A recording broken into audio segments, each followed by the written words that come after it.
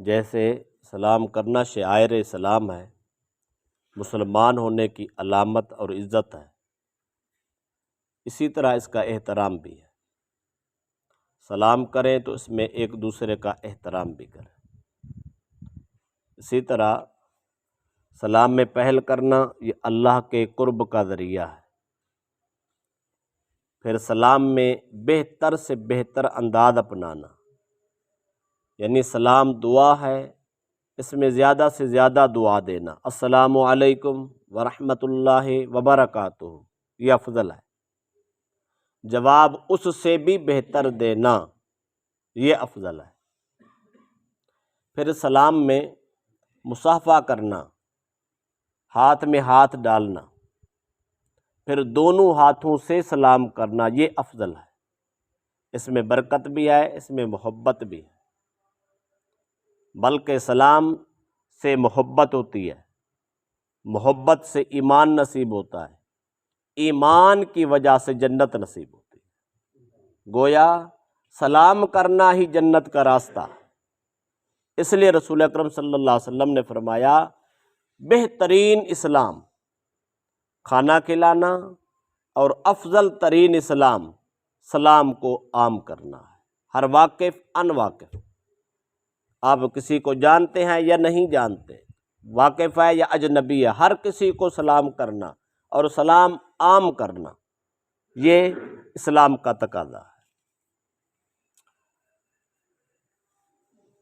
اور آج جو ہم اس کا آخری حصہ پڑھتے ہیں وہ ہے خواتین کو سلام کرنا کیسا ہے۔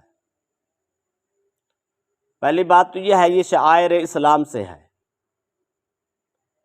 تو ہر مسلمان خواہ مرد ہو یا عورت اس کو سلام کرنا چاہیے اور سلام عام کرنا چاہیے۔ مرد مردوں کو سلام عام کرے، خواتین خواتین کو سلام عام کرے۔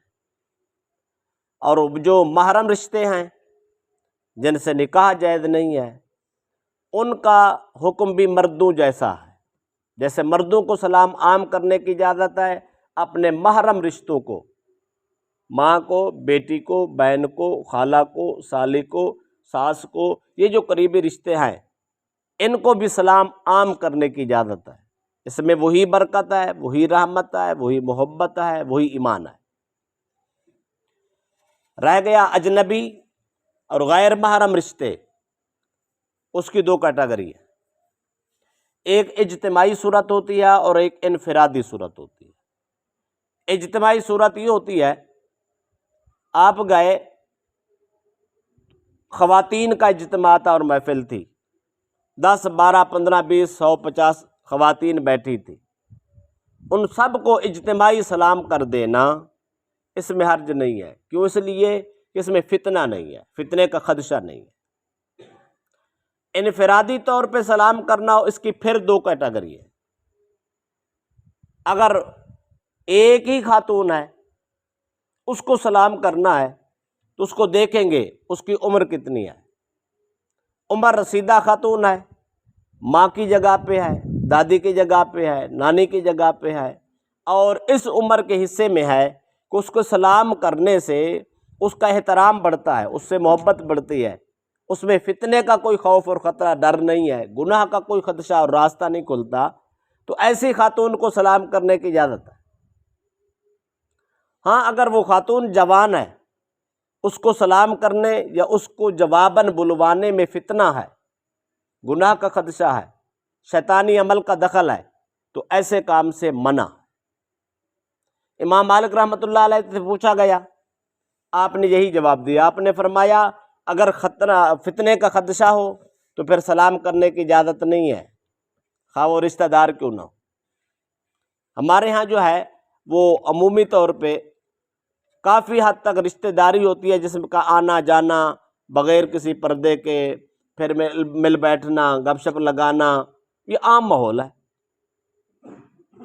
خالہ کی بیٹیاں ہیں، چاچا کی بیٹیاں ہیں، تایا کی بیٹیاں ہیں، یا پھپھو کی بیٹیاں ہیں، یہ وہ رشتے ہیں جو محرم تو نہیں ہیں لیکن ہمارے معاشرے میں عام ہے۔ ہم اس کا ایک دوسرے کے سامنے حیا کرتے ہیں، ہم ان مقدس رشتوں کو تقدس پامال نہیں کرتے، بلکہ ہماری نظروں میں حیا ہوتا ہے، دل میں خیال ہوتا ہے کہ یہ ہماری اپنی عزت ہے، یہ ہمارے قریبی رشتے ہیں، ہم نے ان کا احترام کرنا ہے، یہ ہمارے گھر میں آتے جاتے ہیں۔ اب یہ ایسا عمومی رشتہ ہو اور آنا جانا عام ہو تو پھر بھی احتیاط اسی میں آئے، اگر فتنہ نہ ہو تو پھر گنجائش ہے، فتنے کا ڈر ہے تو پھر گنجائش نہیں ہے، نہ سلام کرنا افضل ہے۔ نبی اکرم صلی اللہ علیہ وسلم کے بارے میں آتا ہے، حضرت جریر رضی اللہ عنہ اس کے راوی ہے، اس کو مسند احمد میں اور طبرانی نے نقل کیا ہے کہ رسول اکرم صلی اللہ علیہ وسلم عورتوں کے ایک گروہ سے گزرے تو فسلم علیہن، سرکار نے ان سب کو سلام کیا۔ اب یہ اجتماعی سلام ہے، اور رسول اکرم صلی اللہ علیہ وسلم اگر انفرادی بھی سلام کرتے تو نبی اکرم صلی اللہ علیہ وسلم اور امت کی خواتین میں فتنے کا خدشہ ہی نہیں تھا، اللہ پاک نے تو یہ پہلے سے ہی ختم کر دیا۔ پھر نبی اپنی امت کے ساتھ جو رشتہ رکھتا ہے وہ سب سے اعلیٰ اور افضل رشتہ ہے۔ اگر نکاح کی ضرورت اور خواہش اور موقع ہو تو پھر اس کی اجازت ہوتی ہے، ورنہ نبی اور امتی کا آپس میں ماں باپ کا رشتہ ہوتا ہے، لہذا وہاں چونکہ خدشہ نہ تھا، خواتین سرکار کی خدمت میں آتی تو وہ سلام پیش کر دیتی، سلام سرکار جواب دے دیتے۔ اگر سرکار ان کی محفل میں، ان کے مجلس میں ان کو وعظ کرنے جاتے یا کہیں بیٹھی خواتین کے پاس سے گزر ہوتا تو سرکار بھی جاتے جاتے سلام کر دیتے۔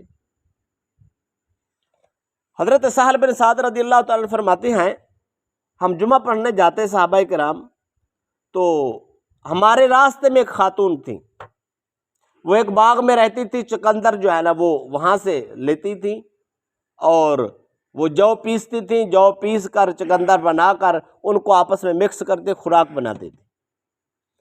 حضرت سہل بن سعد فرماتے ہم جمعہ پڑھنے جاتے، جب جمعہ پڑھ کے واپس آتے تو ہم اس ماں کو سلام کرتے، اس خاتون کو سلام کرتے، وہ ہمیں اس سلام کے بدلے میں کھانا پیش کرتے۔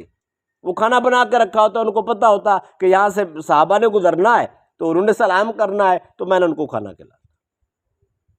یعنی صحابہ کرام بھی خواتین کو سلام کرتے، جہاں خدشہ نہیں تھا۔ اب دیکھو اس ماں کا کیا رشتہ ہوگا، صحابہ کرام ہیں وہ سلام کرتے ہیں، وہ کھانا پیش کرتی ہیں، کتنی الفت ہوگی، کتنا احترام ہوگا، کتنی محبت ہوگی، ایک دوسرے سے کتنی ہمدردی ہوگی۔ اور اس خاتون کا عام طور پہ عمر کا تقاضا بھی یہی ہوگا جو ماؤں جیسا سلوک کرتی، ورنہ تو اتنا جائے نا، اگر کوئی سلام کر دے تو جواب دے تو بس بات ختم ہو گئی، اتنی ہی گنجائش ہے۔ لیکن جو ماں وہاں کھانے پیش کرتی کس عمر کے حصے میں ہوگی اور کتنا ان کا اخلاق ہوگا۔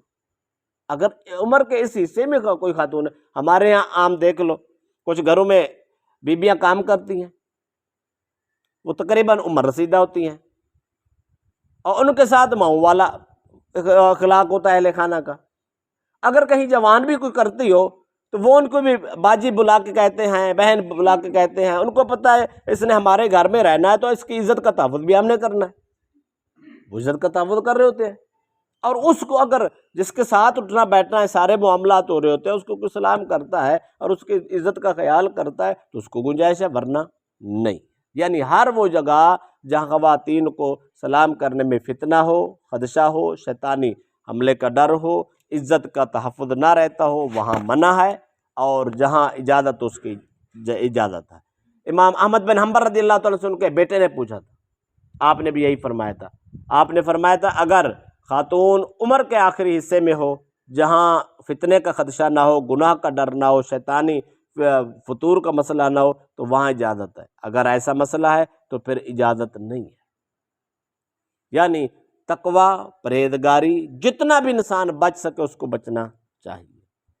ہاں اگر انسان کو اپنی طبیعت پہ قابو ہے تو قابو ہونے کے مطابق پھر بھی اسلام کے تقاضوں کو پورا کرنے کی کوشش کرنی چاہیے۔ ہمارے اسلام میں غیر محرم سے پردہ ہے، غیر محرم رشتے سے پردہ ہے، خالہ کی بیٹیوں سے پردہ ہے، چاچا خطائے کے بیٹیوں سے پردہ ہے، پھوپھیوں کے بیٹیوں سے پردہ ہے، اور یہ جو دور کے رشتے ہیں ان سب سے پردہ ہے، اور پردہ لازمی ہے۔ دیور سے بہت بڑا پردہ ہے، ہمارے ہاں اگر بھائی بھائی سے جدا ہوتا ہے، الگ مکان بناتا ہے، یا وہ شادی کرنے کے بعد کہتا ہے میں نے الگ رہنا ہے، تو ہم اس پہ تان کرتے ہیں، دیکھ جی ہم نے اس کی شادی کر دی، علیحدہ ہو گیا، اس نے گھر بھی علیحدہ بنا لیا، اب رہنا نہیں پسند کرتا، فلاں نہیں کرتا۔ اسلام کا مزاج یہ ہے کہ اپنی بیوی کو الگ رکھو، الگ مکان میں رہو، دیور کا بھی آپس میں میل ملاپ نہیں ہونا چاہیے۔ سرکار دو علیہ وسلم سے پوچھا گیا یا رسول اللہ دیور کا کیا حکم ہے، اس سے بھی پردہ ہو سکتا ہے؟ سرکار نے فرمایا دیور جو ہے یہ موت ہے، یہ موت کے الفاظ سرکار نے بیان کیا ہے۔ کیوں؟ 24 گھنٹے اکٹھے رہنا، دن رات اکٹھے رہنا، بھائی کا بھائی پہ اعتماد ہوتا ہے، وہ چلا گیا، اس کو پرواہ نہیں ہے، ہو سکتا ہے بھائی مسافر ہو، فیملیاں پیچھے رہتی ہوں، کون پوچھنے والا ہے؟ سرکار نے موت کے الفاظ استعمال کیا ہے، پردے کی اتنی سختی ہے۔ اس کا مطلب یہ ہے کہ جہاں ہو سکے، جتنا ہو سکے، اپنے رشتوں کے تقدس کا خیال رکھے، حیا کا پہرا اپنی نگاہوں اپنے خیالوں پہ ہونا چاہیے، اور کوشش کرے ہر وہ کام چھوڑ دے جس میں فتنہ ہو، اور جہاں فتنہ نہ ہو، تحفظ ہو، ایمان بچتا ہو، عزت بچتی ہو، وہاں گنجائش ہوتی ہے، اجازت ہوتی ہے، اجازت